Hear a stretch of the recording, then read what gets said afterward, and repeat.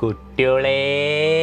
പക്ഷെ ഒരു അധ്യാപകനെ സംബന്ധിച്ചിടത്തോളം ക്ലാസ് റൂമിലെ കിങ് അധ്യാപകൻ. സാറ് പെട്ടെന്ന് എടുത്തപ്പോഴാണ് എനിക്ക് പേടി തോന്നി. തുള്ളലെന്ന് കേട്ടാലുടനെ കുഞ്ചനെ നമ്മൾ ഓർക്കണം കേട്ടോ. തുള്ളലങ്ങനെ മൂന്നാണത്രേ, ഓരോന്നും ഞാൻ ചൊല്ലിപ്പറയാ. ഒരു പഴയ കൺസെപ്റ്റിൽ നിന്ന് ക്ലാസ് റൂമുകൾ പൂർണ്ണമായിട്ടും മാറേണ്ട സമയം കൂടിയാണല്ലോ.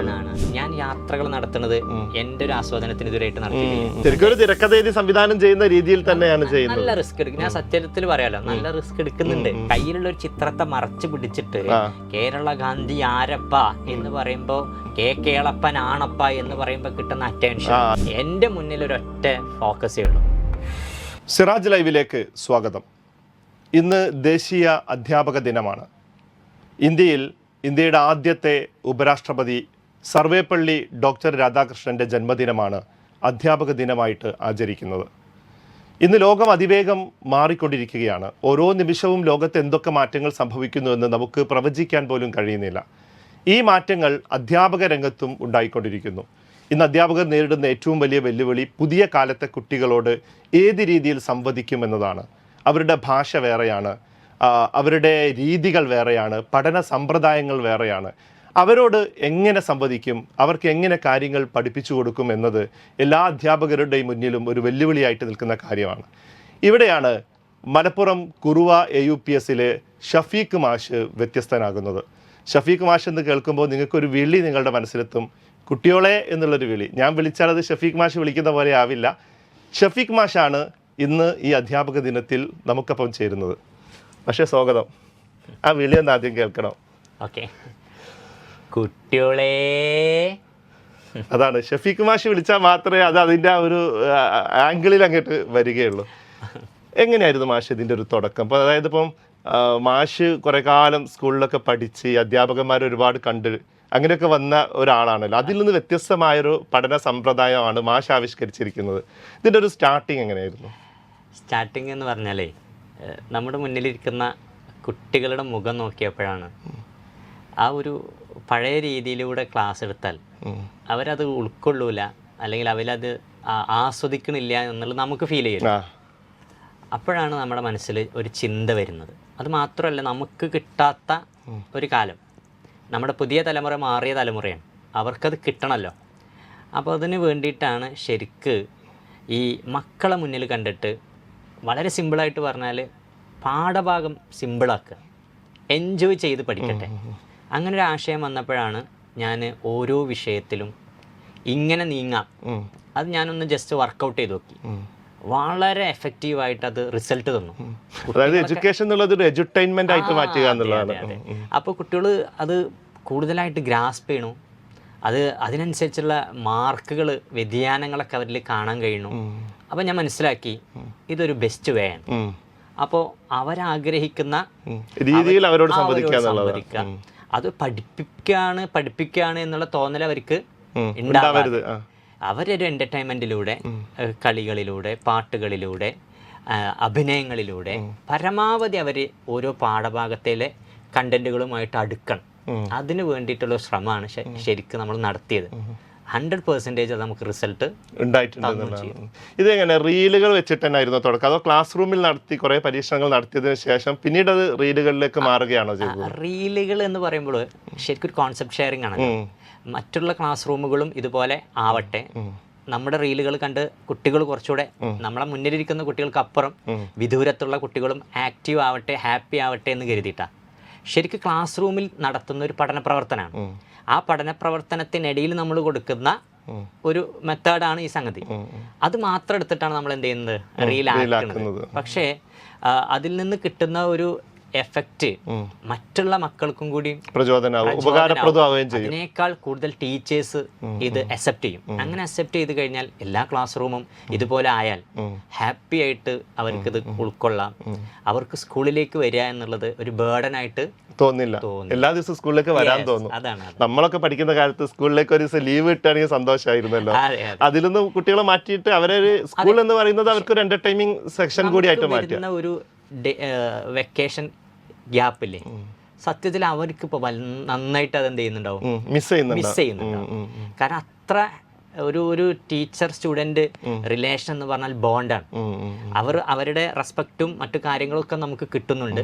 അതിൻ്റെ കൂടെ തന്നെ എന്ത് ചെയ്യുന്നു, അവർക്കൊരു എൻ്റർടൈൻമെൻ്റ് ആയിട്ട് ഒരു ക്ലാസ് റൂം അവരറിയാതെ പഠിക്കുക. എൻ്റർടൈൻമെൻ്റ് ആണ് ശരിക്ക്. ഇപ്പോൾ ഒരു ബേർഡനായിട്ടൊന്നും ഇല്ല. അതാണ് ഇതിപ്പോൾ മാഷ് തുടങ്ങുന്ന സമയത്ത് മാഷ് ഒരു ഇപ്പോൾ സാധാരണ ക്ലാസ്സിൽ നിന്ന് വ്യത്യസ്തമായിട്ട് ക്ലാസ്സിൽ അഭിനയം നടക്കുന്നുണ്ട്, ചിലപ്പോൾ മാഷ് ഒരു മിമിക്രി ആർട്ടിസ്റ്റ് ആവുന്നുണ്ട്, അങ്ങനെ ചിലപ്പോൾ ഒരു പാട്ടുകാരനാവുന്നുണ്ട്. ഇങ്ങനെയൊക്കെ നമ്മളൊരു വേഷപ്പകർച്ച ഉണ്ടാകുമ്പോൾ ആദ്യത്തിലൊക്കെ ഒരു ആശങ്ക ഉണ്ടായിരുന്നു, അത് മറ്റു കുട്ടികൾ എങ്ങനെ ഇതിനെ കാണും, രക്ഷിതാക്കൾ എങ്ങനെ കാണും എന്നുള്ള ഒരു ആശങ്ക ഉണ്ടായിരുന്നു. ഒരു അർത്ഥത്തിൽ ഷഫീഖ് എന്ന് പറയുന്ന അധ്യാപകന്റെ ഉള്ളിലെ കലാകാരനാണ് ശരിക്ക് പുറത്തെടുക്കാൻ കിട്ടുന്ന ഒരു അവസരമാണ് ഈ ടീച്ചിങ്. എന്നെ സംബന്ധിച്ചിടത്തോളം അവിടെ ഞാൻ എൻ്റെ വിദ്യാഭ്യാസ കാലഘട്ടത്തിൽ ഞാൻ എൻഗേജഡ് ആയിരുന്ന പല ആർട്ടിലും പല കലകളിലും ആ കലകളൊക്കെ അതുപോലെ കുട്ടികളുടെ മുന്നിൽ മാത്രമാണ് നമുക്ക് നല്ലൊരു വേദി വരുന്നത്. അവിടെ ഞാൻ കവിയാവുന്നുണ്ട്, ഞാൻ നല്ലൊരു പ്രാസംഗികനാവുന്നുണ്ട്, ഒരു കഥാപ്രാസംഗികനാവുന്നുണ്ട്, നല്ലൊരു നടനാവുന്നുണ്ട്, നല്ലൊരു ചിത്രകാരനാവുന്നുണ്ട്, നല്ലൊരു നർത്തകനാവുന്നുണ്ട്. പരമാവധി എൻ്റർടൈൻമെൻറ്റ് ചെയ്യിപ്പിക്കാൻ വേണ്ടിയിട്ട് ഒരു അധ്യാപകൻ എടുക്കുന്ന വളരെ റെസ്പോൺസിബിലിറ്റി ആയിട്ട് ഒരു അധ്യാപകന്റെ ഒരു ഫുൾ ടൈം എഫേർട്ട് തന്നെ പറയാം. അത് നമ്മൾ കൊടുക്കുന്നത് ഒരൊറ്റ ലക്ഷ്യമുള്ളൂ, മുന്നിലിരിക്കുന്ന മുഴുവൻ കുട്ടികളുടെയും അറ്റൻഷൻ അധ്യാപകൻ. നമ്മുടെ ഇപ്പോൾ ഒരു ക്ലാസ് മുറിയിൽ എടുത്താൽ ഒരു 50 കുട്ടികളുണ്ടെങ്കിൽ 50 കുട്ടികൾ വ്യത്യസ്തമായിരിക്കും. അത് നന്നായിട്ട് പഠിക്കുന്നവരുണ്ടാവും, പഠനത്തിൽ പിന്നിലുള്ളവരുണ്ടാവും, ആവറേജിലുള്ളവരുണ്ടാവും. ഇതാകുമ്പോൾ എല്ലാവരെയും ഉൾക്കൊള്ളാൻ കഴിയുന്ന ഒരു മീഡിയ ആയിട്ട് മാറുകയാണല്ലോ. അതാണ് ഇതിൽ മെയിനായിട്ട്. കാരണം ഒരു കുട്ടിയെപ്പോലും ശ്രദ്ധ പുറത്തു കളയാതെ, മറ്റുള്ള ഭാഗങ്ങളിലേക്കൊന്നും അവരുടെ ശ്രദ്ധ പോകാതെ അധ്യാപകൻ പറയുന്ന കണ്ടന്റുകളിലും അവർ കേന്ദ്രീകരിച്ച് നിൽക്കണം. അതിനു വേണ്ടിയിട്ടാണ് നമ്മൾ ഈ രൂപത്തിലുള്ള ഒരു കൃത്യമായിട്ടൊരു എഫേർട്ട് എടുത്തുകൊണ്ടേ ഇരിക്കുന്നത്. അതിൽ നമ്മൾ വളരെയേറെ സംതൃപ്തനാണ്. നമ്മളത് സാറ്റിസ്ഫാക്ഷൻ വെച്ചിട്ടാണ് ചെയ്തുകൊണ്ടേ ഇരിക്കുന്നത്. തുടരാനാണ് നമുക്ക് കൂടുതൽ ആവേശം വരുന്നത്. കാരണം നമുക്ക് മുന്നിലിരിക്കുന്ന കുട്ടിയിൽ നിന്ന് കിട്ടുന്ന റിസൾട്ട് വലുതാണ്. ഈ രക്ഷിതാക്കളുടെ ഒക്കെ ഒരു ഭാഗത്തു നിന്നുള്ള പ്രതികരണം എങ്ങനെയാണ് ഈ ഒരു രീതിയോട്? രക്ഷിതാക്കളുടെ ഏറ്റവും ഒരു വലിയ പോസിറ്റീവായിട്ടുള്ള ഘടകം എന്ന് വെച്ചാൽ അവരുടെ കുട്ടി ക്ലാസ് റൂമിൽ ആക്റ്റീവ് ആവുകയും ക്ലാസ് റൂം പ്രവർത്തനങ്ങളിൽ ആക്റ്റീവ് ആവുകയും നമ്മൾ കൊടുക്കുന്ന ഒരു എൻ്റർടൈൻമെൻ്റ് ആയിട്ടുള്ള ഒരു പഠനവസ്തു, ആ പഠനവസ്തു വീടുകളിൽ ചെന്നിട്ട് അവർ പ്രസൻറ്റ് ചെയ്യണം. അപ്പോൾ അവർ എത്രമാത്രം അതിൽ എൻഗേജഡ് ആണ്, എത്രമാത്രം അത് ഉൾക്കൊള്ളുന്നു എന്നുള്ളതിൻ്റെ തെളിവ് വീടുകളിൽ കൃത്യമായിട്ട് കിട്ടുന്നുണ്ട്. അതുകൊണ്ട് തന്നെ ആ രക്ഷിതാവ് വളരെയേറെ ഹാപ്പിയാണ്. സഹപ്രവർത്തകരായ അധ്യാപകർ ഈ രീതി എങ്ങനെയാണ് കാണുന്നത്? അപ്പം എല്ലാ അധ്യാപകർക്കും ഇതേ രീതിയിലുള്ള ഒരു നടനാവാനോ അല്ലെങ്കിൽ പാട്ടുകാരനാവാനോ ഒന്നും പറ്റിക്കൊള്ളണമെന്നില്ലല്ലോ. അപ്പോൾ അവരൊക്കെ ഇതിനെങ്ങനെ തുടക്കത്തിൽ പ്രോത്സാഹിപ്പിച്ചിരുന്നു, അല്ലെങ്കിൽ പിന്നോട്ട് വഴിക്കാൻ ആരെങ്കിലും ശ്രമിച്ചിരുന്നു? ഇല്ല, സഹപ്രവർത്തകരുടെ ഭാഗത്തു നിന്ന് വലിയ പിന്തുണ നമുക്ക് കിട്ടുന്നുണ്ട്. കാരണം സാറ് നേരത്തെ സൂചിപ്പിച്ചതുപോലെ തന്നെ എല്ലാവർക്കും എല്ലാ സ്കില്ലും ഉണ്ടായിക്കോണമെന്നില്ല. പക്ഷെ ഒരു അധ്യാപകനെ സംബന്ധിച്ചിടത്തോളം ക്ലാസ് റൂമിലെ കിങ് അധ്യാപകനാണ്. അദ്ദേഹം ആ ക്ലാസ് റൂമിൽ അദ്ദേഹത്തിൻ്റെതായിട്ടുള്ള അവനവനിലുള്ള കഴിവിനെ ഡെവലപ്പ് ചെയ്യാനും അതിനെ തേച്ച് മിനുക്കാനും അത് അവർക്ക് വേണ്ടിയെങ്കിലും ഉപയോഗപ്പെടുത്താനൊക്കെ ശ്രമം നടത്തും. അങ്ങനെ വന്നു കഴിഞ്ഞാൽ അധ്യാപകനെ കൊണ്ട് കഴിയുന്ന എന്തുമായിക്കട്ടെ, അവർ പഠനത്തിനായിട്ട് കണക്ട് ചെയ്യാൻ ഒരു അധ്യാപകൻ ശ്രമിക്കുമ്പോൾ ഈ പറയുന്ന ക്ലാസ് റൂമുകൾ അവരുടേതായിട്ടുള്ള രൂപത്തിലെങ്കിലും അവർക്ക് ക്രിയേറ്റ് ചെയ്യാൻ കഴിയും. പക്ഷെ ഇതിൻ്റെ ഏറ്റവും ബെനിഫിറ്റ് കിട്ടുന്നത് ശരിക്കാർക്കാണ്, മുന്നിലിരിക്കുന്ന കുട്ടികൾക്കാണ്. അത് നേരത്തെ പറഞ്ഞ പോലെ ചിത്രം വരെ ആയിക്കോട്ടെ, എന്തായിക്കോട്ടെ, അവനിൻ്റെ ഉള്ളിലുള്ള കഴിവിനെ നമുക്ക് അവരുടെ മുന്നിൽ തന്നെയാണല്ലോ എപ്പോഴും പെർഫോം ചെയ്യാനുള്ള ഒരു അവസരം കിട്ടുന്നത്. അതിനേക്കാൾ വലിയ അവസരം വേറൊരാൾക്കും കിട്ടുന്നില്ല. അധ്യാപകനാണ് ഏറ്റവും കൂടുതൽ എല്ലാ കഴിവുകളും തേച്ചു മിനുക്കാനും അത് പ്രസന്റ് ചെയ്യാനുള്ള ഒരു സ്കില്ലുണ്ട്. അതുകൊണ്ട് തുടക്കം തൊട്ട് തന്നെ നമുക്ക് നല്ലൊരു പിന്തുണയാണ് കിട്ടിക്കൊണ്ടിരിക്കുന്നത്. ഇപ്പോഴും അത് തുടരുന്നുണ്ട്. ഇത് ഈ ഒരു പഠന രീതി റീലുകളിലേക്ക് വരുമ്പോൾ ശരിക്ക് ഷഫീഖ് മാഷ് കുറുവ സ്കൂളിലെ ഒരു അധ്യാപകൻ ഒരു ഗ്ലോബൽ ടീച്ചറായിട്ട് കൂടി മാറുന്നുണ്ട്. അപ്പോൾ ഞാൻ മാഷ് കുറേ വീഡിയോസൊക്കെ നോക്കിയ സമയത്ത് അതിൻ്റെ കമൻറ്റ് സെഷനിലൊക്കെ മറ്റ് സ്കൂളിലൊക്കെ പഠിക്കുന്ന കുട്ടികളൊക്കെ ഈ ക്ലാസ് കേൾക്കുന്ന അഭിപ്രായം പറയുകയൊക്കെ ചെയ്യുന്ന സാഹചര്യങ്ങളുണ്ട്. അത് ഒരു വെല്ലുവിളിയായിട്ട് തോന്നിയിട്ടുണ്ടോ? സത്യം പറഞ്ഞാൽ എനിക്കിപ്പോൾ ഞാനൊരു 10-30 കുട്ടികളുള്ളൊരു ക്ലാസ് റൂം കൈകാര്യം ചെയ്യുന്നതിനേക്കാൾ വലിയൊരു ഫീലാണ്. നമ്മൾക്ക് കേരളത്തിനപ്പുറത്തുണ്ട്, ഗൾഫ് രാഷ്ട്രങ്ങളിലൊക്കെ നമുക്ക് ആളുകളുണ്ട്. ഞാനിങ്ങനെ ആലോചിക്കും അവരുടെയൊക്കെ അധ്യാപകനായി മാറാൻ കഴിയുന്നു എന്നുള്ളൊരു ഗുണകരമായിട്ടുള്ളൊരു ആത്മാഭിമാനം നമുക്കുണ്ട്. അങ്ങനെയാണ് നമ്മളത് പോസിറ്റീവായിട്ടാണ് അത് ഉൾക്കൊള്ളുന്നത്. പിന്നെ നമ്മളെ ഓരോ റീലും പ്രതീക്ഷിച്ചിട്ട് ഒരു ഈ അപ്കമിങ് ജനറേഷൻ കാത്തിരിക്കുന്നുണ്ട്. അതുപോലെ ടീച്ചേഴ്സും സാർ ആ വിഷയത്തെ സംബന്ധിച്ചൊന്നും വന്നില്ലല്ലോ, അത് ഉടൻ വരുമോ, അല്ലെങ്കിൽ നിങ്ങൾ അതൊന്ന് ചെയ്യോ എന്ന് പറയുമ്പോൾ അവർക്കും കൂടി ഈ വീഡിയോ അവരെ കുട്ടികളെ കാണിക്കാൻ പറ്റും. കുട്ടികളിലേക്ക് ഞാൻ ഇപ്പോഴും അതാണ് നമ്മൾ ചെയ്യുന്ന ഓരോ വീഡിയോസും ഓരോ ക്ലാസ് മുറികളിൽ സംസ്ഥാനത്ത് തന്നെ വിവിധ ജില്ലകളിലെ വിവിധ ക്ലാസ് മുറികളിലെ വിവിധ വാട്സപ്പ് ഗ്രൂപ്പുകളിൽ എത്തുന്നുണ്ട്.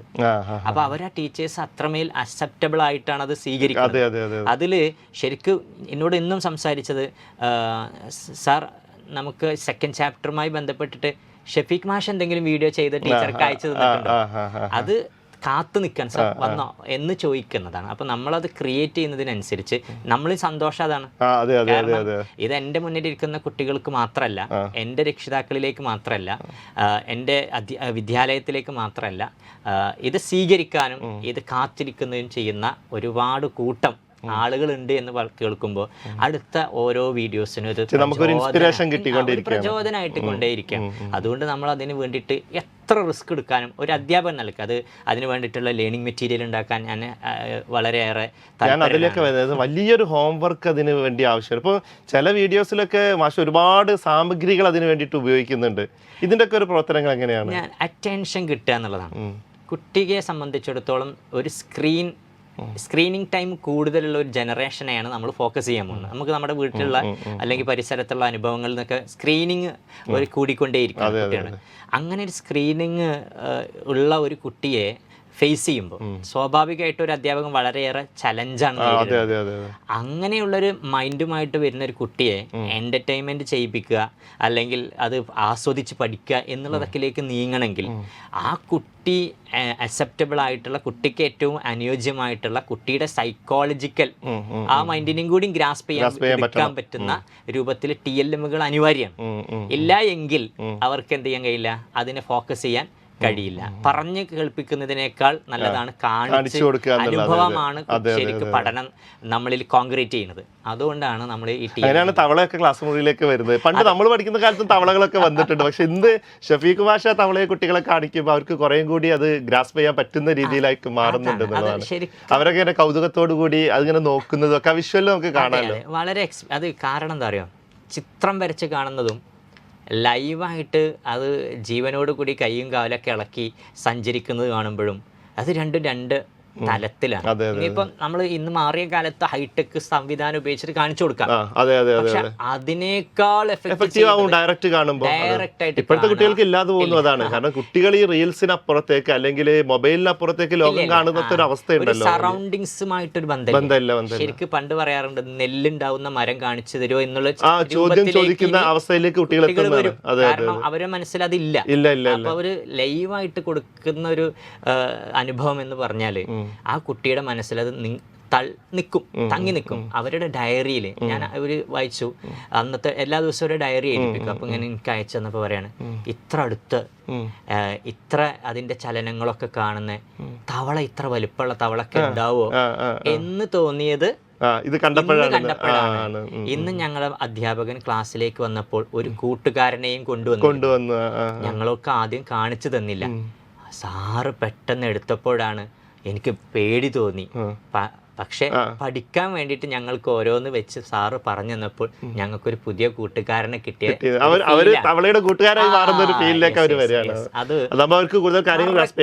കറക്റ്റ് ആയിട്ട് ഞങ്ങൾക്ക് അവിടെ പഠിക്കാനുള്ളത് അതിന്റെ പാദങ്ങളാണ്. പാദങ്ങൾ ശരിക്ക്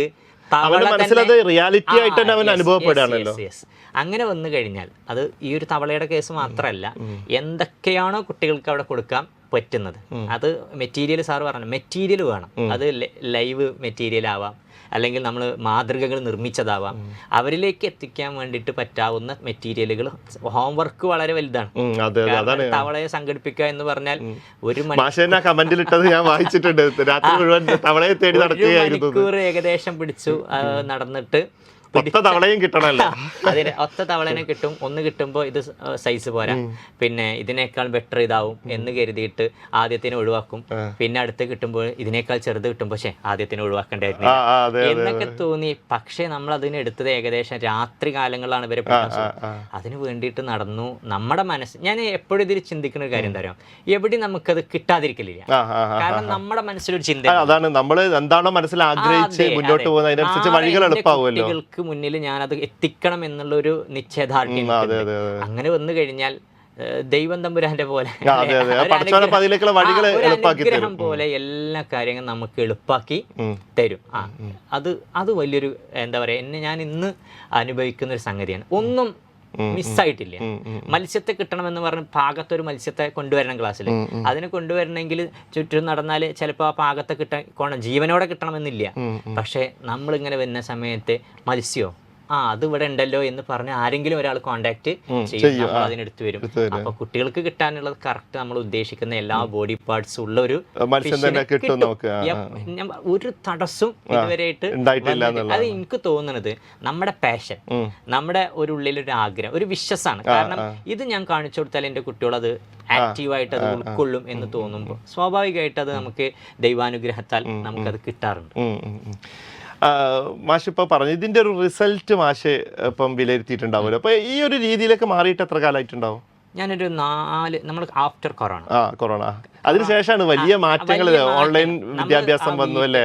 എന്നെ സംബന്ധിച്ചിടത്തോളം ഓൺലൈൻ വിദ്യാഭ്യാസം വന്നപ്പോഴാണ് ശരിക്കും ഞാൻ സ്ക്രീനിന് മുന്നിൽ ആക്റ്റീവ്. അതോട് നമുക്ക് എന്തായി, നമ്മുടെ അതിൻ്റെ ഒരു പ്രയാസങ്ങളെയൊക്കെ ദൂരീകരിച്ച് മാറ്റം വരുത്തി നമ്മൾ ഫിസിക്കലി അതിന് റെഡിയായി. എനിക്ക് എവിടെയും നമുക്ക് ഇങ്ങനെ ഒരു പേടിയില്ല.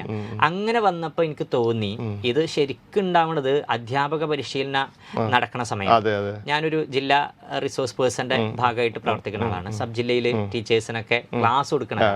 അങ്ങനെ വന്ന സമയത്ത് നമ്മുടെ മുന്നിൽ വരുന്നൊരു ആശയം, സർ ഈ ഷെഫീഖ് മാഷ നിങ്ങൾക്ക് ഇന്നൊരു സംഗതി പഠിപ്പിക്കാം, നിങ്ങൾ എന്ത് തരത്തിലുള്ള ഒരു മെത്തേഡാണ് സ്വീകരിക്കുക എന്ന് പറഞ്ഞപ്പോൾ ഞാൻ പറഞ്ഞു ഞാനത് പഠിപ്പിക്കാൻ ഇന്ന രീതി ഉപയോഗപ്പെടുത്താം. അപ്പോൾ അവിടെ നിന്ന് ഒരു സാറ് പറഞ്ഞു, കൂടെയുള്ള ഒരു സാറ് പറഞ്ഞു, നിങ്ങളതൊന്ന് ജസ്റ്റ് ഒരു കുറച്ച് മിനിറ്റ് വീഡിയോ ആക്കിയിട്ട് ഞങ്ങൾക്കൊന്ന് അയച്ചു തരുമോ, കാണിച്ചു തരുമോ എന്ന് പറഞ്ഞു. അപ്പോൾ അവിടെ കാണിക്കാം. അപ്പോൾ ഒരു ഓഫ്ലൈനായിട്ട് ചെയ്യാൻ സമയം ഇല്ലായിരുന്നു. ഞാനത് അതുപോലെ എന്ത് ചെയ്തു, ഫസ്റ്റ് ക്ലാസ് അതാണ്. അത് ക്ലാസ്സിൽ ഇംപ്ലിമെന്റ് ചെയ്തതാണ്. ഇംപ്ലിമെന്റ് ചെയ്തപ്പോഴാണ് കുട്ടികൾ അത് വല്ലാതെ അത് അവരിൽ വേഗം കയറി നിൽക്കുന്നുണ്ട് എന്ന് കണ്ട് അത് നമ്മൾ എന്ത് ചെയ്തു, ഒരൊറ്റ വീഡിയോ അവർക്ക് വേണ്ടി ചെയ്ത വീഡിയോ ആണ്. അവർക്ക് ഷെയർ ചെയ്തതിന് ശേഷം നമ്മുടെ സോഷ്യൽ മീഡിയ പ്ലാറ്റ്ഫോമിൽ നമ്മളത് എടുക്കും. അപ്പോൾ അതിന് കിട്ടിയ സ്വീകാര്യത യഥാർത്ഥത്തിൽ അങ്ങനെ ഒരു രീതി അവിടെ നിന്ന് അങ്ങോട്ടാണോ മാഷിന്റെ ഒരു ശൈലി ഈ രൂപത്തിലേക്ക് മാറുന്നത്? അതിന് ഈ കോവിഡിന് മുമ്പുള്ള കാലഘട്ടത്തിൽ സാധാരണ വിദ്യാഭ്യാസ രീതി തന്നെ കാരണം നമുക്ക് അതിന് ഈ ഓൺലൈൻ പ്ലാറ്റ്ഫോമുകൾ ഇല്ലായിരുന്നു. നമ്മൾ സാധാരണ ഓഫ്ലൈൻ ആണ്. പക്ഷെ ഇത് നമ്മൾ ക്ലാസ് എടുക്കുന്നുണ്ട്, പക്ഷെ അതൊരു ചിത്രീകരണ രീതിയിലേക്ക് പോയത് ആഫ്റ്റർ കൊറോണ. കാരണം എന്തെങ്കിലും ഒരു ഈ വെക്കേഷൻ സമയത്ത് അല്ല ഈ ഒരു കോവിഡിന്റെ ഹോളിഡേയ്സിൽ അവർക്ക് കിട്ടട്ടെ എന്ന് കരുതിയിട്ട് ചെയ്യുന്ന കാര്യങ്ങളാണ്. ശരിക്കും ഞാൻ വിദ്യാഭ്യാസ മന്ത്രി ഷെയർ ചെയ്തൊരു വീഡിയോ ആണ് തുള്ളലുമായി ബന്ധപ്പെട്ട്. ശരിക്കും എൻ്റെ മനസ്സിൽ തുള്ളലിന്റെ ഒരു വളരെ ഡീപ്പായിട്ടുള്ള നോളജ് ഒന്നും ഇല്ല. പക്ഷെ ഞാനത് നിങ്ങൾ നേരത്തെ പറഞ്ഞ ഒരു ഹോംവർക്ക് വളരെ ലഘുവായിട്ട് എങ്ങനെയാണ് തുള്ളൽ എന്ന് പറയുന്നതിന്റെ ഡിസ്ക്രിപ്ഷൻ അവർക്ക് കൊടുക്കുക. അവർക്ക് ഒരു മാക്സിമം ഒരു 3 അല്ലെങ്കിൽ 4 മാർക്ക് ഷുവർ ചെയ്യണം. അതിനു വേണ്ടിയിട്ട് ഏത് രൂപത്തിൽ കൊടുക്കാം. ഒരു അധ്യാപകൻ വന്നിട്ട് അതിന്റെ ഒരു വലിയ ഒരു പ്രബന്ധം അവതരിപ്പിച്ചിട്ടൊന്നും കാര്യമില്ല. കുട്ടിയെ സംബന്ധിച്ചിടത്തോളം അക്സെപ്റ്റ് ചെയ്യണമെന്നില്ലല്ലോ. അപ്പോൾ അങ്ങനെ വന്നപ്പോഴാണ് ഞാൻ അതിനെ എൻ്റെ ഒരു കുട്ടികൾക്ക് അനുയോജ്യമായ വിധത്തിലുള്ള ഒരു ഭാഷയിലേക്ക്, ഒരു താളത്തിലേക്ക്, ഈണത്തിലേക്ക്, തുള്ളൽ ശൈലിയിലൂടെ അതങ്ങോട്ട് പറഞ്ഞു കൊടുത്തു. ചെറിയ ഡെമോൺസ്ട്രേഷൻ ആവാം. അതാണ് ശരിക്കും വിദ്യാഭ്യാസ മന്ത്രി എടുത്തിട്ട് അദ്ദേഹത്തിന്റെ മീഡിയയിൽ, സോഷ്യൽ മീഡിയ വിദ്യാഭ്യാസ മന്ത്രി ആ കാര്യത്തിൽ ഭയങ്കര സജീവമാണ്. സോഷ്യൽ മീഡിയയിൽ ഇത്തരം കാര്യങ്ങൾ ആളുകളെ പ്രോത്സാഹിപ്പിക്കും, കുട്ടികളൊക്കെ പ്രോത്സാഹിപ്പിക്കുന്ന ക്ലാസ് മുറികൾ അങ്ങനെ ഒരു ഇരുണ്ട അതായത് നമ്മുടെ ഒരു പഴയ കൺസെപ്റ്റിൽ നിന്ന് ക്ലാസ് റൂമുകൾ പൂർണ്ണമായിട്ടും മാറേണ്ട സമയം കൂടിയാണ്. അപ്പോൾ അതന്ന് ഷെയർ ചെയ്തത് അന്ന് ഭയങ്കരമായിട്ട് ഒരു മാധ്യമ ശ്രദ്ധയൊക്കെ കിട്ടിയ ഒരു സംഗതിയാണ്. അപ്പോൾ അതിൽ പറയണത് തുള്ളലുമായി ബന്ധപ്പെട്ടിട്ട്, തുള്ളലെന്ന് കേട്ടാലുടനെ കുഞ്ചന നമ്മൾ ഓർക്കണം കേട്ടോ. അതിൻ്റെ ആക്ഷനൊക്കെ വെച്ചിട്ട് അങ്ങനെയൊക്കെ ചെയ്യുന്ന സമയത്ത് കുട്ടികൾ തുള്ളലിലേക്ക് ശ്രദ്ധിക്കുന്നത് പോലെ തന്നെ തുള്ളലെന്ന് കേട്ടാലുടനെ കുഞ്ചനെ നമ്മൾ ഓർക്കണം കേട്ടോ. തുള്ളലങ്ങനെ മൂന്നാണത്രേ ഓരോന്നും ഞാൻ ചൊല്ലിപ്പറയാം. ഒന്നാമത്തത് ഓട്ടം തുള്ളൽ, രണ്ടാമത്തത് പറയന്തുള്ളൽ, മൂന്നാമത്തത് ശീതങ്കൻ. തുള്ളലിലങ്ങനെ പലതും പറയും, അതു കേട്ടാരും കോപിക്കരുതേ. ഈ ഒരു സാധനം മാത്രമേ ഉള്ളൂ. അതില് തുള്ളലിന്റെ ഉപജ്ഞാതാവ് ആരാണെന്ന് വന്നു, തുള്ളൽ ഏതൊക്കെയല്ലേ, ഒരു ചെറിയൊരു ഗാനം കൊണ്ട് ഒരുപാട് കാര്യങ്ങൾ ആ കുട്ടികൾ പഠിക്കുന്നത്. കുഞ്ചൻ നമ്പ്യാർ എഴുതുന്ന അതേ ശൈലി, കല്യാണ സൗഗന്ധികം, രുക്മിണി സ്വയംവരത്തിലുള്ള വരികൾക്ക് തുല്യമായ വരികൾ, കുട്ടിക്ക് എളുപ്പം പാടാൻ പറ്റുന്ന വരികൾ ഈ ഒരു സാധനം ഉണ്ടെങ്കിൽ മനസ്സിലുണ്ട്. ഇന്നിപ്പോ എല്ലാ കുട്ടികളുടെ മനസ്സിൽ അത് ഉണ്ടാവും. ഈ പരീക്ഷയ്ക്ക് തുള്ളലിനെ കുറിച്ച് ഒരു കുറിപ്പ് തയ്യാറാക്കുക, മനസ്സിലിങ്ങനെ പാട്ട് വരുമ്പോ സുഖസുന്ദരമായിട്ട് എഴുതാൻ പറ്റും. തുള്ളലിന്റെ ഉപജ്ഞാതാവ് കുഞ്ചൻ നമ്പ്യാരാണ്. തുള്ളലില് തമാശ രൂപത്തിൽ പല കാര്യങ്ങളും പറയും, അതിൽ കോപിക്കാൻ പാടില്ല എന്നൊക്കെ പറഞ്ഞിട്ട് അതിന്റെ അവകാശം അവർക്കുണ്ട്. 3 വിധം തുള്ളലുകളുണ്ട്, ഇന്നതാണ് ഇന്നതാണ് ഇന്നതാണ്. ഇതിപ്പോ നമ്മളൊരു പ്രബന്ധമായിട്ടൊരു കുട്ടിക്ക് കൊടുത്തു കഴിഞ്ഞാൽ കുട്ടിക്ക് ഒന്നും ചുരുക്കി പറയാം എന്താണ് തുള്ളൽ പോലും മനസ്സിലാവില്ല. കൊടുത്താലൊന്നും ഒരു കുട്ടിക്ക് തുള്ളൽ തുള്ളൽ എന്നുള്ള ആവർത്തിച്ച് കേൾക്കാന്നല്ലാതെ അതിന്റെ ഒരു വിവരണം അവരുടെ ഭാഗത്തുനിന്ന് കിട്ടില്ല. അവന്റെ മനസ്സിൽ മറ്റുള്ള കുറെ കാര്യങ്ങൾക്കിടയിൽ ഒരു സാധനം വന്നു എന്നതിനപ്പുറത്തേക്ക് ഒന്നുമില്ല. പക്ഷെ ഇന്ന് അവന്റെ മനസ്സിൽ ഇതുണ്ടാവും. അത് മാത്രമല്ല വീടുകളിൽ വരെ അത് പ്രസന്റ് ചെയ്യും. അങ്ങനെ പ്രസന്റ് ചെയ്യുമ്പോഴാണ് ഈ നേരത്തെ നിങ്ങൾ സൂചിപ്പിച്ച രക്ഷിതാവിന്റെ ഒരു സാറ്റിസ്ഫാക്ഷൻ ഇന്ന് അവിടെ പഠിച്ച് ഇന്നതാണല്ലോ. ആ കുട്ടികളും ആ വീടും അതിന്റെ ഒരു ഭാഗമായിട്ട് മാറാണ്. രക്ഷിതാക്കൾക്ക് കൂടി എളുപ്പത്തിൽ കുട്ടിയെ ഈ കാര്യങ്ങൾ മനസ്സിലാക്കാൻ പറ്റുന്നു എന്നുള്ളതാണ്. ഈ ഭാഷ ഇപ്പോൾ ഈ ഒരു രീതി ഇപ്പം വലിയ തോതിൽ അംഗീകരിക്കപ്പെടുന്ന ഒരു രീതിയായിട്ട് മാറുന്നുണ്ട്. മാഷിൻ്റെ ഒരു സജഷൻസ് എന്താണ്? ഇതിനനുസരിച്ച് നമ്മുടെ പാഠപുസ്തകങ്ങളിലൊക്കെ മാറ്റങ്ങൾ വരേണ്ടതുണ്ടോ? പാഠപുസ്തകത്തിലെ കാര്യത്തിൽ ഞാൻ എപ്പോഴും ഒരു ഫൈറ്റ് ഉണ്ടാവലുണ്ട്. ഫൈറ്റ് എന്ന് പറഞ്ഞാൽ ഈ തയ്യാറാക്കുന്ന ആളുകളുടെ മാനസിക ചിന്താഗതി, ക്ലാസ് എടുക്കുന്ന ഒരു അധ്യാപകൻ്റെ മാനസിക ചിന്താഗതിയും ഉൾക്കൊള്ളുന്ന മുന്നിലിരിക്കുന്ന വിദ്യാർത്ഥികളുടെ ചിന്താഗതിയും മൂന്ന് തലത്തിലാണ്. ഒരാൾക്ക് റൈറ്റ് ചെയ്യാൻ കുഴപ്പമില്ല, എഴുതി തയ്യാറാക്കാൻ പ്രശ്നമില്ല. അത് ഇംപ്ലിമെൻ്റ് ചെയ്യേണ്ടത് ആരാണ്? അധ്യാപകൻ്റെതായിട്ടുള്ള ഒരു ശൈലിയിലേക്ക് അത് മാറ്റുന്നത് കൊണ്ടാണ് കുറച്ചെങ്കിലും അവർക്ക് അത് ലളിതം ആവുന്നത്. ആദ്യം തന്നെ എല്ലാ വിദ്യാർത്ഥികളെയും ഫോക്കസ് ചെയ്തിട്ട് അത്തരം ലളിതമാക്കുന്ന രൂപങ്ങൾ എല്ലാം അങ്ങനെ വേണമെന്നില്ല, പക്ഷെ എപ്പോഴെങ്കിലും ക്ലാസ് റൂമിൽ ഇങ്ങനെ പയറ്റാൻ പറ്റുന്ന തരത്തിലുള്ള സാധനങ്ങൾ കൊടുത്താൽ ഉണ്ട് എന്ന് ഞാൻ പറയുന്നുണ്ട്. എന്നാൽ പഠന പ്രവർത്തനങ്ങളുടെ ഭാഗമായിട്ട് തന്നെ പാഠഭാഗങ്ങളിലും സിലബസുകളിലൊക്കെ ഇങ്ങനെ കയറി വന്നാൽ ഈ നേരത്തെ പറഞ്ഞ പോലെ ഒരു മുഷിപ്പോ, കുട്ടികൾക്ക് ഇതിനോടൊരു വെറുപ്പോ, അല്ലെങ്കിൽ ഇതൊന്നും അല്ലാതായി പോവോ എന്നുള്ള തോന്നലൊന്നും ഉണ്ടാവില്ല.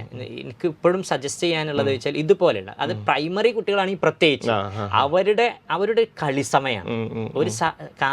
ഒരു സംഗതിയിൽ ശ്രദ്ധ കേന്ദ്രീകരിച്ചിരിക്കുക എന്നുള്ളത് അവരെ സംബന്ധിച്ചിടത്തോളം ഭയങ്കര റിസ്കിയാണ്. അത് അവിടെയാണ് ആ റിസ്കി ആയിട്ടുള്ള മൈൻഡിനെ നമ്മൾ എന്ത് കൊണ്ടുവരണം, ഇതിലേക്ക് കൊണ്ടുവരാൻ നമ്മൾ കുറച്ചുകൂടെ സമയം ഇതുപോലുള്ള വളരെ ലളിതമായ എന്റർടൈൻമെന്റിന് കൂടുതൽ സാധ്യതയുള്ള എല്ലാ കാര്യങ്ങളും ഉൾക്കൊള്ളിച്ചാൽ ഒന്നുകൂടെ ബെറ്ററാണ്. ഉള്ളത് മോശമാണെന്നല്ല പറയുന്നത്, പക്ഷെ ഒന്നുകൂടെ അതിലേക്ക് ആഴ്ന്നിറങ്ങാൻ പറ്റുന്ന കുട്ടിയെ ഫോക്കസ് ചെയ്യണം. എടുക്കുന്ന അധ്യാപകനെ ഫോക്കസ് ചെയ്യണമെന്നില്ല, കുട്ടിയെ ഫോക്കസ് ചെയ്തിട്ട് ഈ രൂപത്തിലുള്ള കാര്യങ്ങൾ പ്രൈമറി തലത്തിൽ അടിസ്ഥാനം നേടുന്ന സമയത്ത് കൊടുത്താൽ ഇവരെ കുറച്ചുകൂടെ ഒക്കെ എന്താവും, ഹാപ്പി ആവും എന്നുള്ളതാണ് ഞാൻ എൻ്റെ ഒരു അധ്യാപന അനുഭവത്തിൽ നിന്ന് മനസ്സിലാക്കാനും എനിക്ക് പറയാൻ സജസ്റ്റ് ചെയ്യാൻ പറ്റുന്ന സാധനം. മാഷ് എഴുത്തുകാരനായിരുന്നു ആദ്യം, അതോ ഈ ഒരു ഫീൽഡിലേക്ക് വന്ന് കുട്ടികളെ ഈ രീതിയിൽ പഠിപ്പിക്കണമെന്ന് തോന്നിയപ്പോൾ ഒരു എഴുത്തുകാരനായി മാറിയതാണോ? ശരിക്കും പറഞ്ഞാല് കാരണം മാഷിന്റെ പാട്ട് വരികളൊക്കെ ഇങ്ങനെ കറക്റ്റ് പ്രാസൊക്കെ ഒപ്പിച്ചിട്ടുള്ള വരികളാണ്. അതാണ് ഞാൻ പറഞ്ഞത്. ശരിക്ക് എൻ്റെ ഒരു രീതി ഞാൻ തേച്ച് മിനിക്കിയതാണ്, എല്ലാം തേച്ച് മിനിക്കിയതാണ്.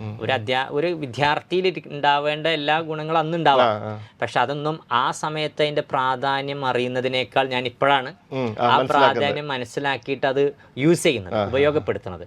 അതുകൊണ്ട് ഈ ഒരു സമയത്ത് എനിക്ക് തോന്നണത് കുട്ടികളുമായിട്ടുള്ള കാര്യങ്ങൾക്ക് വേണ്ടിയിട്ട് എഴുത്തുകാരനായത് തന്നെയാണ്, കവി ആയതാണ്, രചയിതാവായതാണ്. കാരണം എൻ്റെ മുന്നിൽ ഒരൊറ്റ ഫോക്കസേ ഉള്ളൂ, എൻ്റെ സ്റ്റുഡൻറ്റ്.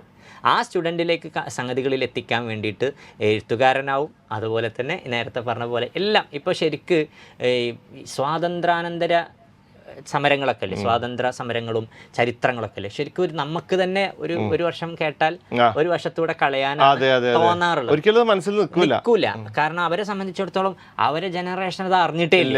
അവര് അത്ര വലിയൊരു എന്താ പറയാ പ്രയാസമുള്ള ഒരു അന്തരീക്ഷത്തിൽ 3 തലമുറ മുന്നേ ആണെങ്കിൽ അവർക്ക് അത് പറഞ്ഞു കൊടുത്താൽ ക്ലിക്ക് ആവും ചെയ്യും, അവർക്ക് തിരിച്ചു പറയാനും ഉണ്ടാവും. അങ്ങനെയുള്ള തലമുറക്ക് മുന്നിൽ ഇത് പറഞ്ഞു കൊടുക്കുമ്പോൾ ജസ്റ്റ് ഒരു പ്രസംഗം അവതരിപ്പിക്കണ പോലെ അവതരിപ്പിച്ചു പോയാലൊന്നും നടക്കൂല. അവര് ഗാന്ധിജി വന്ന ഫീല് കിട്ടണമെങ്കിൽ അധ്യാപകൻ അവിടെ ഗാന്ധിജി ആവണം. ബോംബെ തുറമുഖത്ത് വന്ന് ഇറങ്ങുന്നുണ്ട്, അപ്പോഴാണ് മുഖംമൂടിയൊക്കെ ഇട്ട് ഗാന്ധിജിയും നമ്മുടെ പിന്നെ മറ്റു കവികളൊക്കെ വരുന്നത്. ഈ പ്രാവശ്യം തന്നെ നമ്മുടെ ഉപ്പ് സത്യാഗ്രഹം വരുന്ന സമയത്ത് നമ്മൾ ക്ലാസ് റൂമിൽ ചെയ്യുന്നത് അധ്യാപകൻ ഗാന്ധിജിയാവുന്നു, സഹ യാത്രികരായിട്ട് കുട്ടികൾ വരുന്നു, എന്നിട്ട് ഒരു സ്ഥലത്തുനിന്ന്, അതായത് സബർമതി ആശ്രമത്തിൽ യാത്ര തുടരുകയാണ്. അപ്പോൾ ബോർഡിൽ എഴുതി വെക്കുന്നു സബർമതി ആശ്രമം എന്നാണ്. അവിടെ നിന്ന് മീറ്റിംഗ് കൂടുന്നു, കാര്യങ്ങൾ സംസാരിക്കുന്നു. കുട്ടികൾക്കിടയിലൂടെ ഈ ആളുകൾ സംഘം ഇങ്ങനെ നടക്കുന്നു, ക്ലാസ് റൂം ഇങ്ങനെ നടന്ന് എത്തി തിരിച്ചവിടെ അടുത്ത ബോർഡിൽ എഴുതി വെച്ച സ്ഥലം ദണ്ഡി തീരാമാണ്. അവിടെ എത്തിയപ്പോൾ അത് അവസാനിക്കുന്നു. അവിടെ വെച്ചിട്ട് ഗാന്ധിജി കുട്ടിയുടെ മനസ്സിൽ എപ്പോഴും ഉണ്ടാവും. അത് കുട്ടിയും കൂടി എന്താവും അവരുടെ ഗാന്ധിജിക്കൊപ്പം മാത്രല്ല, അവര് ഗാന്ധിജിയെ മറക്കൂല. കാരണം അവന്റെ അധ്യാപകനാണ് ആരായത്, ഗാന്ധിജി ആയത്. അതുപോലെ ഇതിപ്പോ കുട്ടികൾ ഓരോ ദിവസവും ഇങ്ങനെ പ്രതീക്ഷ, ഇന്നിപ്പോ ഷഫീഖ് സാറ് ഏത് രൂപത്തിലായിരിക്കും വരിക, ഇന്ന് ഗാന്ധിജി ആയിരിക്കോ കേളപ്പനായിരിക്കോ എന്നൊക്കെയുള്ള ഞാൻ പറയും. നാളൊരു സർപ്രൈസ് ഉണ്ട്. അപ്പൊ സർപ്രൈസോ അത് ക്ലാസ്സിലേക്ക് അങ്ങനെ തന്നെയാണോ എൻ്റർ ചെയ്യുന്നത്? അങ്ങനെ തന്നെ. അത് നിങ്ങൾ ഒരു ചില വീഡിയോസ് തവളയെ ഞാൻ കൊടുക്കുന്നില്ല. അതുപോലെ തന്നെ ഈ ONV ഒക്കെ വരും. ഇന്ന് പുതിയ പുസ്തകം മാറിയതിനനുസരിച്ച് അത് അവരോട് പറയില്ല. പക്ഷെ ഞാന് നാളെ വരി, നാളെ കാണാം. അപ്പൊ വീണ്ടും കുറെ കുട്ടികളൊക്കെ വന്നു പറയും സാർ നാളെ പറയും അവ ഞാൻ പറയും അതൊക്കെ നാളെ വരും. അപ്പം അവർക്ക് നാളെ വരാനുള്ള ഒരു ആവേശം കൂടി അവിടെ കൊടുക്കുകയാണ്. അങ്ങനെ നിൽക്കുന്ന സമയത്തായിരിക്കും എന്ത് നമ്മള് ഈ പട്ടികയൊക്കെ എടുത്ത് രജിസ്റ്റർ ഒക്കെ എടുത്ത് വരുമ്പോ തന്നെ ആ രൂപത്തിലാണ് വരുന്നത്. പെൻഗിനെ കുറിച്ച് പഠിക്കും. അപ്പൊ അവരിങ്ങനെ പ്രതീക്ഷിച്ച് നിൽക്കുകയാണ്, മാഷ് ഇന്നലെ പറഞ്ഞിട്ടുണ്ട് എന്തോ ഒരു സർപ്രൈസ് ഉണ്ട് അത് എന്നുള്ളത്. അപ്പൊ അത് പെട്ടെന്ന് അവതരിപ്പിക്കും. അത് സത്യത്തിൽ അതും നമുക്ക് ശരിക്കും ക്രിയേറ്റ് ചെയ്യാൻ കഴിയില്ല. അത് ക്ലാസ് റൂമിൽ കിട്ടുന്ന, അതുകൊണ്ടാണ് ആ മുഖം മൂടി വെച്ചിട്ട് നമ്മൾ വേറൊരു റീല് ചെയ്യും. ഇപ്പൊ പെൻഗിനെ ജീവികളുടെ സവിശേഷതകൾ നമുക്ക് കൊണ്ടുവരാൻ കഴിയില്ല, ഹൈടെക് ആയിട്ട് വേണമെങ്കിൽ കൊണ്ടുവരാം. അത് അതുപോലെ ഇങ്ങനെ വരുമ്പോ ഒരു കുലുങ്ങി എന്നെന്താ ഇങ്ങനെ നടക്കണം പെൻഗിന്റെ ഒരു ശൈലി അതാണെന്നുള്ളത് പെട്ടെന്ന് ഗ്രാസ്പ് ചെയ്യാം. ഇപ്പൊ ഈ സ്കൂളിൽ നിന്ന് വിട്ടിട്ട് ഇപ്പൊ പുറത്തുനിന്നാണല്ലേ ഇപ്പൊ കൂടുതൽ വീഡിയോകൾ കൂടുതൽ നമുക്ക് അവിടെ ഏരിയകളില്ലേ, ആ ഏരിയകളിലാണല്ലോ ഇത് ഉണ്ടാവുക. എല്ലാം നടക്കൂലേ വന്യജീവി. അപ്പൊ അതിനവർക്ക് ആ പരിസ്ഥിതി കൂടി ഡയറക്റ്റ് ആയിട്ട് പരിചയപ്പെടുത്താനും കൂടെ കഴിയും. മാത്രല്ല ഈ പരിസര നടക്കുമ്പോഴേ ഇങ്ങനെയുള്ള കാഴ്ചകൾ കാണുള്ളൂ എന്നുള്ള ഒരു ചിന്തയും കൂടി അവിടെ ഇടുന്നുണ്ട്. ക്ലാസ് റൂമിൽ ഇരുന്നിട്ട് അങ്ങോട്ട് നോക്കൂ അല്ലെങ്കിൽ അത് കണ്ടോ ഇതുണ്ട് സ്ക്രീനിൽ കാണിക്കാം. പക്ഷെ ആ സ്ക്രീനിൽ കാണിക്കുന്നതിനേക്കാൾ എനിക്കിഷ്ടം ഡയറക്റ്റ് ആയിട്ട് കാണിക്കുന്ന. അതുകൊണ്ടാണ് ഞാൻ യാത്രകൾ നടത്തുന്നത് എൻ്റെ ഒരു ആസ്വാദനത്തിന് ഇതുവരെയായിട്ട് നടത്തിയിട്ടില്ല. ഏത് യാത്രകളും നടത്തുന്നത് കുട്ടികൾക്ക് എന്ത് പറഞ്ഞു കൊടുക്കാൻ പറ്റും, അല്ലെങ്കിൽ ഇത് ആഗ്രഹിക്കുന്ന അധ്യാപക സമൂഹത്തിന് എന്ത് പറഞ്ഞു കൊടുക്കാൻ കഴിയുമെന്ന് കരുതിയിട്ട് അതിനെക്കുറിച്ച് നന്നായി പഠിക്കണം. ഒരു 1-15 മിനിറ്റോ അല്ലെങ്കിൽ 2 മിനിറ്റോ ഒക്കെ ഉള്ള ഒരു വീഡിയോസാണ് നമ്മൾ കാണുന്നത്. പക്ഷെ അതിന് വേണ്ടിയിട്ട് നമ്മൾ തലേന്നിരുന്നിട്ട് ഒരുപാട് ഹോംവർക്ക് കണ്ടന്റിനെ ചെറുതാക്കി എഴുതിയെടുത്ത് കുട്ടികളുടെ ഭാഷയിലേക്ക് മാറ്റണം. വലിയ കടുകട്ടി പദങ്ങളൊക്കെ ഉപയോഗിച്ചാൽ ഒരുപക്ഷെ കുട്ടിയുടെ മനസ്സിൽ നിൽക്കില്ല. അപ്പൊ അതിന് വേണ്ടിയിട്ട് റോൾ പ്ലേയില് ഓരോ ആക്ടേഴ്സുകൾ അത് ക്രിയേറ്റ് ചെയ്യണം. അവര് പറയുന്ന സംഭാഷണങ്ങൾ കൃത്യമാവണം. കാരണം ഇതിനായിട്ട് കണക്ട് ചെയ്യണം. അപ്പൊ ഇത് തിരക്കഥ സംവിധാനം ചെയ്യുന്ന രീതിയിൽ തന്നെയാണ് ചെയ്യുന്നത്. നല്ല റിസ്ക് എടുക്കും. ഞാൻ സത്യത്തിൽ പറയാലോ, നല്ല റിസ്ക് എടുക്കുന്നുണ്ട്. ചില ആളുകൾക്ക് 1 മിനിറ്റ് വീഡിയോ കണ്ടു കഴിഞ്ഞാൽ അത് വീഡിയോനെ കുറിച്ച് ഒരു ധാരണയില്ലാത്തവർക്ക് അങ്ങനെയാണ് തോന്നുന്നത്. അത് കുഴപ്പമില്ല, ഇതിപ്പോ നേരെ ഒരു മൊബൈൽ വെച്ചങ്ങ് എടുത്താൽ മതി എന്നാണ് ഒരു എന്താ പറയാ സംതൃപ്തൻ. അതിനപ്പുറത്തേക്കൊന്നുമല്ല. പക്ഷെ എനിക്കൊരു സന്തോഷം എന്താ അറിയോ, ഇത് അക്സെപ്റ്റഡാ, കുട്ടികൾ അക്സെപ്റ്റഡ് ആണ്. കേളപ്പനോ അവരുടെ മനസ്സിലുണ്ടല്ലോ, പാട്ടുണ്ടല്ലോ കേളപ്പന്റെ, അത് അവരുടെ ചിത്രം വെച്ച് കാണിച്ചു കൊടുത്തിട്ട് ശരിക്കും TV-യിൽ കാണിക്കാം, അല്ലെങ്കിൽ ഒരു സ്മാർട്ട് റൂമിൽ കൊണ്ടുപോയിട്ട് കാണിക്കാൻ കാണിക്കാം, പറ്റും. അതെ. അല്ലെങ്കിൽ ആ സംഭവം തന്നെ ഡോക്യുമെന്റ് ആയിട്ട് കിട്ടും. കിട്ടും. പക്ഷെ അതങ്ങ് അങ്ങനെ അങ്ങ് കയ്യിലുള്ള ഒരു ചിത്രത്തെ മറച്ചു പിടിച്ചിട്ട് കേരള ഗാന്ധി ആരപ്പ എന്ന് പറയുമ്പോ കേളപ്പൻ ആണപ്പ എന്ന് പറയുമ്പോ കിട്ടുന്ന അറ്റൻഷൻ, അവിടെ കിട്ടുന്ന അറ്റൻഷൻ അതിന്റെ കൂടെ സാറിന്റെ വകയുള്ള ഒരു പാട്ടും കൂടി കിട്ടും. ആ പാട്ടും കൂടി കിട്ടുമ്പോ നമ്മൾ വെറുതെ ഒന്ന്, ഇപ്പൊ ഞാനൊക്കെ ഈ സമയത്ത് കഴിഞ്ഞ പ്രാവശ്യമൊക്കെ ചെയ്തത്, ഞാൻ സ്റ്റെപ്പ് കയറി വന്ന് ഞാൻ ഒരു ആഫ്റ്റർ ഇന്റർവെല്ലിന് ശേഷമൊക്കെ ക്ലാസ്സിൽ വന്നിട്ട് ഞാൻ മെല്ലെ ജനലിന്റെ അവിടെ നിന്നിട്ട്, ഞാൻ എന്നെ കാണൂല, എന്നിട്ട് ഞാൻ ഏതെങ്കിലും ഒരു പാട്ടങ്ങ് ഇന്ത്യ വിക്ഷേപിച്ചത്, അപ്പൊ തുടങ്ങും ആര്യഭട്ട. കുട്ടികൾ മറുപടിയായിട്ട് പറയും. അതൊന്ന് ആലോചിച്ച് നോക്കൂ. അത് അവർ ആദ്യം പഠിപ്പിക്കുന്നതല്ല, അവർ ഈ ശൈലി പഠിപ്പിച്ചു വെക്കും.